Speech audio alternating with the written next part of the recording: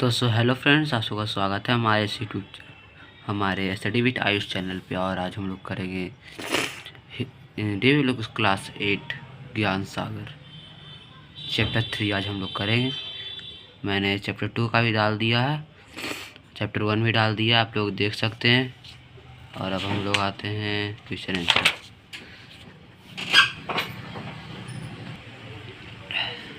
पाठ में से पहला, लेखक पड़ोसी के प्रति अपने उदारता का परिचय किस प्रकार देते हैं।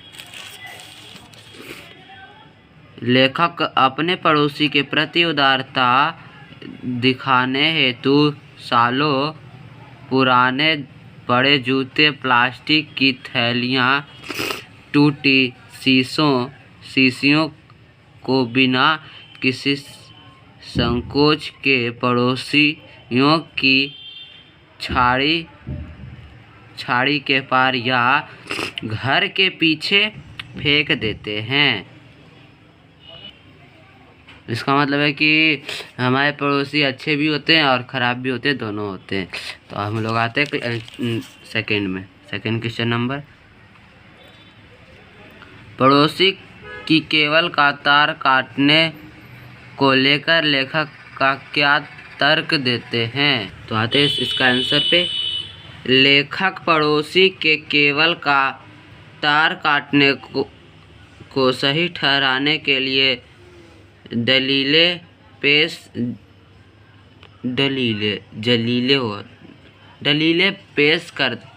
करते हुए कहते हैं कि केबल में आने वाले कार्यक्रम बच्चों को कोमल मस्तिष्क पर बुरा प्रभाव डालते हैं।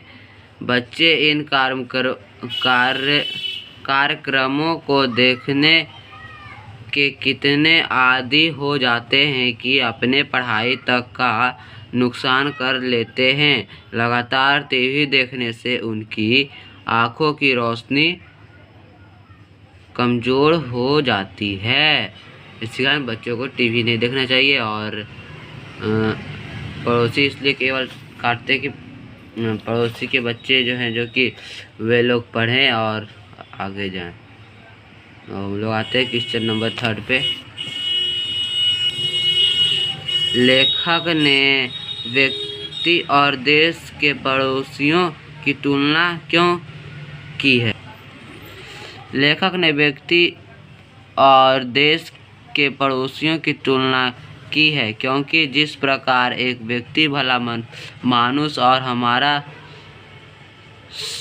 शुभ चिंतक होने का दिखावा करता है, ठीक उसी प्रकार हमारे देश के पड़ोसी देश भी हमारे देश के आंतरिक मामलों में हस्तक्षेप न करने का वादा करते हैं, लेकिन गुप्त रूप से हमारे देश में घुसपैठिए भेजकर असामाजिक गतिविधियों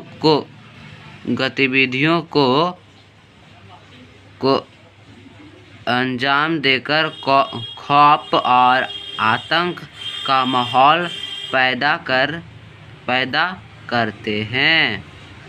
तो ये क्वेश्चन कह रहा है कि हमारे लेखक कहना चाहते हैं कि पड़ोसी और व्यक्ति और देश के पड़ोसी की तुलना क्यों की है।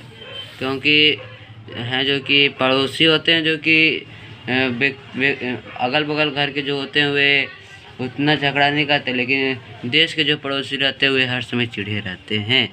इसीलिए आते क्वेश्चन नंबर।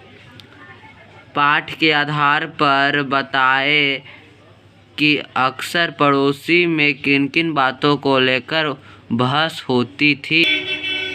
पड़ोसियों के बीच अधिकतर सामान्य बातों को लेकर बहस होती है, जैसे कूड़े कचरे का इधर उधर फेंका जाना, पड़ोसी को दिए चीज़ों के बदले खराब चीज़ों का प्राप्ति होना तथा खराब अवस्था में प्राप्त होना।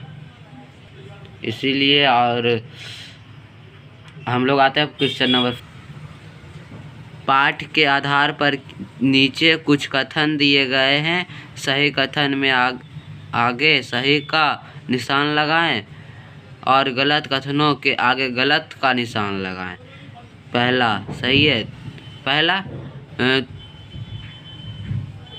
तुस के साल पर चटनी का दाग लगने से लेखक की पत्नी बहुत परेशान थी। सही है। लेखक का व्यवहार अपने पड़ोसी के प्रति उदार था। गलत है।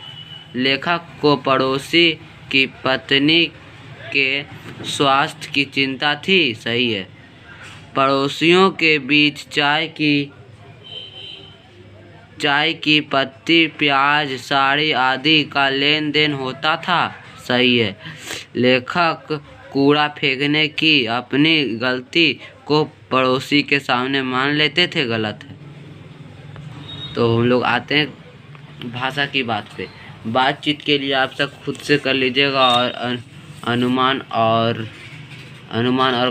कल्पना ये सब खुद से करने का है। और अब हम लोग आते हैं भाषा की बात।